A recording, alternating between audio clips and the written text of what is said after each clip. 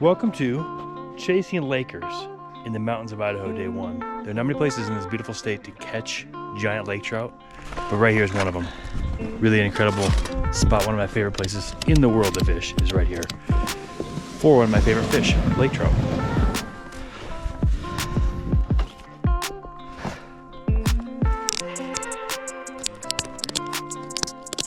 Made it about 100 yards, and here's why. The slush is so bad. Look at that.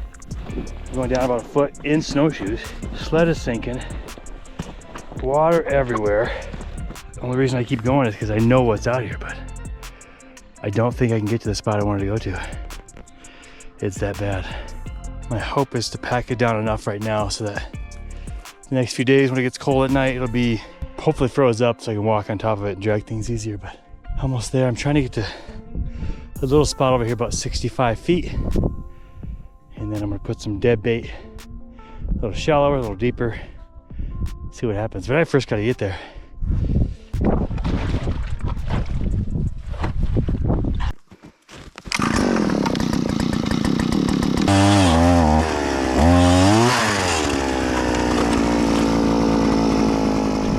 Guys, I'm just getting the fish house set up. Got so much slush. We got our first flag of the day. That's the first flag. Just take my fish.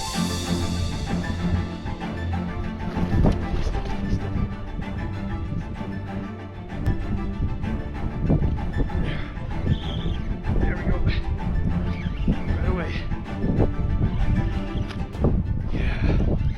Oh, this is why we fought the slush and the elements to get out here. Finicky fooler set up a big old piece of smelt in the bottom. This would be a great first fish, guys. 65 feet of water. Oh man, look at that rod fin. Can't budge him. No way we can monster the first fish. Just a few minutes after we get set up. Look at that rod. Oh, yeah! This is a giant right away.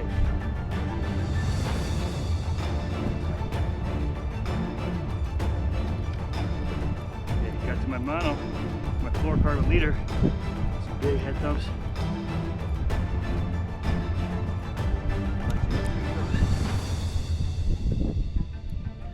Oh my gosh. Come here. Get your head in the hole.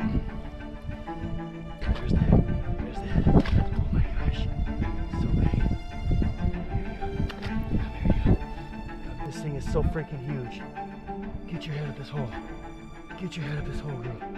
Come on. Just start coming up the hole. And then I can reach for it. Right there. Right there. Right there. Right there. Oh. Yeah! Oh my goodness! Oh my gosh! Look at the tag. This thing's tagged, guys. Oh my word! That thing is, oh, that thing's kicking my butt is what it's doing. Wow. Oh, the girth on this fish is why it's so hard to lift it up to get you a picture. Look at that giant Idaho lake trout. Right away, first fish, flags up. Oh, finicky fooler. What a great system.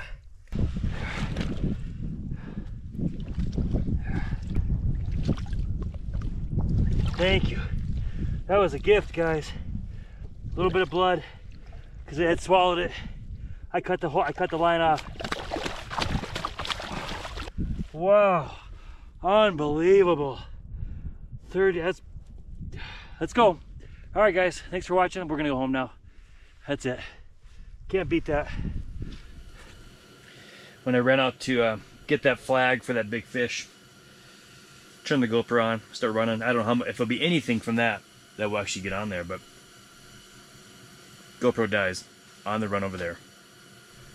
So then I thought to myself, should I go grab a battery? I did. So I ran back real quick, grabbed a battery, and then quick threw it in the GoPro as that fish was taking line. And when it stopped taking line, I was able to rip it. But that was all for you guys. So much water in here. I mean, about 7-8 inches of ice. So much snow. My heater is currently floating. My heater's currently floating in the fish house. Just trying to keep it in one spot so it doesn't burn me or the fish house or my line. I'm telling you, it's miserable conditions. So watery and slushy, and fish house stakes didn't go down. Uh-oh. We're in a blizzard. And I'm just trying to hold on to this thing so we all don't go flying out across the lake. If that, my flag went up right now, there's nothing I can do about it. I'd have to choose fish or fish house. I'm walking out and making little trails out the different directions where I can set up some finicky fool or some tip-ups tomorrow with some dead bait on. Hoping that because it's going to be 3 degrees tonight, when I walk out, expose the water, it'll freeze. Right now the snow is insulating everything, which is why this lake rarely gets good ice, because it gets so much snow. All right guys, wrapping up day 1, walking back, and it's terrible. All my trails are snowed over. So much slush and snow buildup. All right, see you in the morning. Well, good morning guys. It is I think about 10 a.m. After how long it took me to get off the lake last night, about 2 hours, and it's like maybe 1/10 of a mile. I was just beat. The slush was so bad, and the problem is with slush, besides the fact you sink up, you know, to your shins, the slush will stick on the bottom of the sled here and start sticking like you're building a snowman.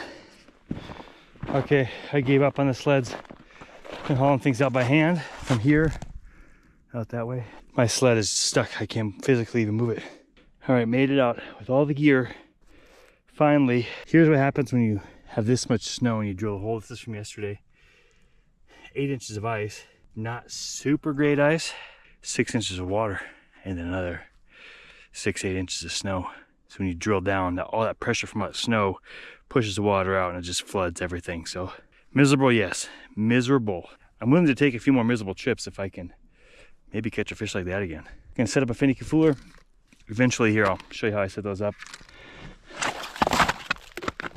Okay, this thing is booking it. I'm still out drilling holes. He's just running hard. Usually I let him stop and chew on it, and then I'll hit him. But he's been running for a while, I might just hit him. All right, here we go, guys. Oh, yeah. There we go. Very solid fish. Very solid.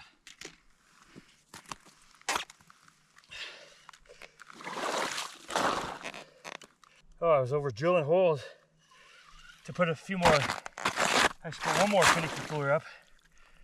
And I look over and this flag's going, bouncing, and the rod's bouncing. And look at this, hooked up again. Yeah, this is good.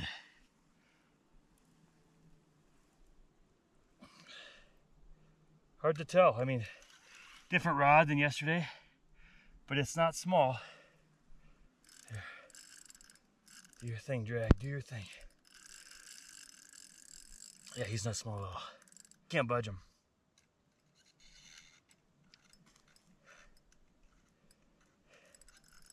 There's no way he's bigger than a 39, is there? Uh-oh. I got a fish on that rod too.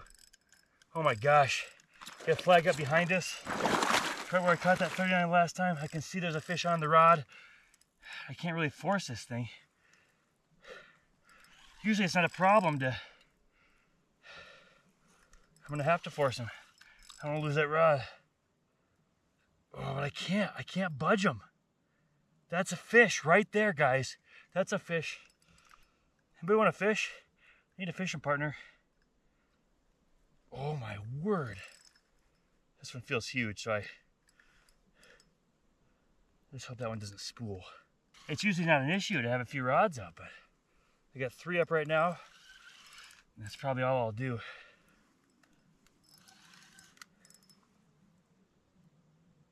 Fluorocarbon meter. That's a good sign.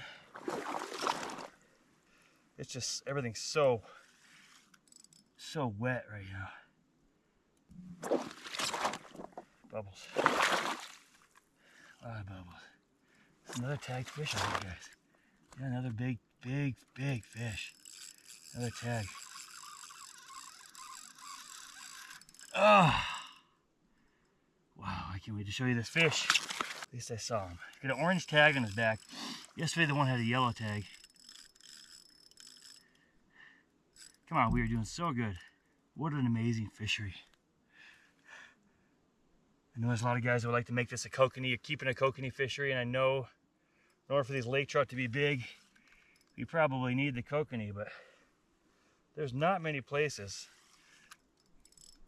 Well, definitely not in Idaho, but in the US where you can catch lake trout this size. Oh, there it is. Oh my gosh. Get that head up here, girl. Get that head up here. Oh. This is where I was fishing yesterday, so there's so much. Oh my word. Oh my gosh. Here. Look at that fish. Look at that fish. Oh my gosh. Okay, let's get a new tag on it. I should go read that one. No problem. You know what? I think the problem is I got that line. That fish swam all the way to that rod. What a beast. Look at that fish. So fat. This one's got a nice clean tag on it. I can report this one, no problem. But let me get her in some water here. I see about all the slushes, there's no shortage of live wells. The girth, unreal. 34 inches. Time to get it back in and get a picture of the tag. And get this, guys. This is a reward tag, 50 bucks. But look at that, $50. That's a $50 lake trout right there. There it goes. Wow. Oh my gosh. I don't even know what to say. Thank you, Lord. I can catch a lake trout with this scenery on a sunny day, no wind. Glad you guys are here. Because I cut that line, I might have been able to dig for it, but everything I've read says a fish can get rid of that hook pretty quick. Probably safer than I can digging for it, so I just went for that option. Just want to show you though how I'm rigging this up since I did cut it. I actually have a few different hooks on some of these rigs, but this is a size 1 octopus circle hook. Somebody turned me onto these a few years ago and I've just used them and they work great. So I'm gonna tie, I grew up knowing it as a Gary Roach knot because Gary Roach, if you're a Minnesota guy. Hey, this is Gary Roach for Angling Buzz. He taught a seminar when I was in high school at an L&M in Grand Rapids, Minnesota. And this is one of the things he taught, was was his favorite knot. So I grew up using this knot. Same kind of knot you would use for drop shot probably, otherwise known as a Palomar knot. So basically you tie your knot, but you're gonna have a long tag in like this. You're not gonna need all that. We're fishing with like 8 to 10 inch smelt. So I want maybe 6 inches between the hooks. You want a weight. It's gonna, I thought maybe the fish would be a little leery if there's extra weight on there. But in between the hooks, a lot of times I'll drop any kind of hook, any kind of weight. This just happens to be what I have. Gets that smelt down there. So you don't have to wait for an hour and a half.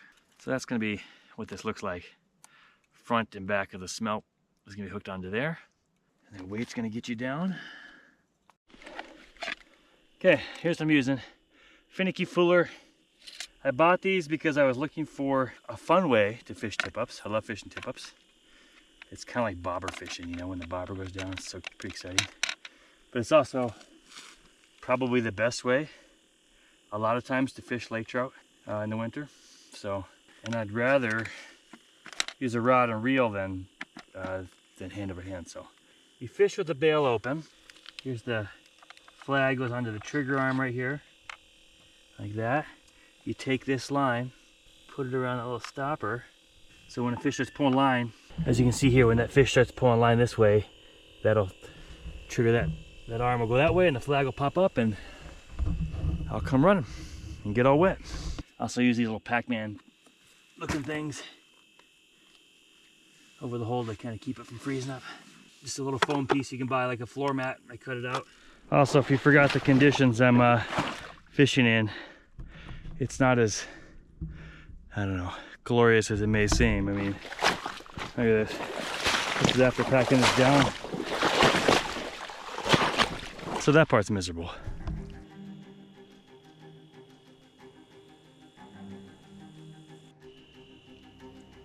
Got a couple fish down there. There, got him. Hammered it. Finally got one on the jigger rod. There's 2 fish down there. I feel like when there's 2, they are a little more competitive. I've been trying to catch a fish on this rod for a couple years. This is a rod from Kent at Southern Idaho Custom Rods, and it's a beautiful rod, but I've always been afraid to put it on a... Oh, maybe he's bigger than I thought. I've always been afraid to put it on a dead stick rod because I don't want to lose it. All right. You guys hear that? That's a big fish. He's heavy. He's heavy. Anyways, it's a cool rod. Finally got one on here.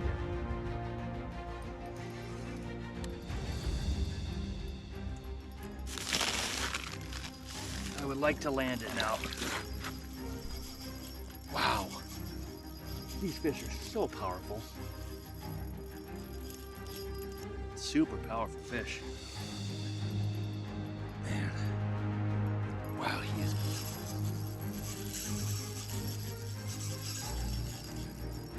Nothing I can do, guys. Except when he stops, try to turn his head. Get him to come back. Pull up.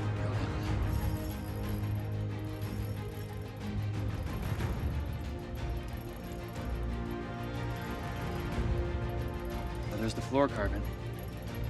There was the fluorocarbon. We are the closest to this fish we've been yet. There it is. Oh, come on up the hole.